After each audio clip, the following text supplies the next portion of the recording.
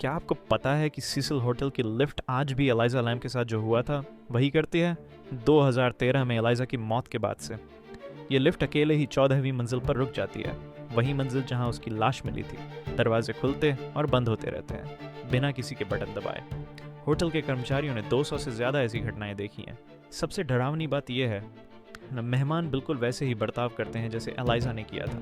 वे कई बटन दबाते हैं, घबरा कर इधर उधर देखते हैं, और सबसे अजीब बात, वे उस कोने में किसी से बात करते दिखते हैं जहां एलाइजा खड़ी थी, लेकिन वहां कोई नहीं होता। सिक्योरिटी कैमरास में सब कुछ रिकॉर्ड है। क्या एलाइजा का आत्मा अभी भी उस लिफ्ट में फंसी है, या कुछ और भयानक चीज़ है सीसिल होटल में?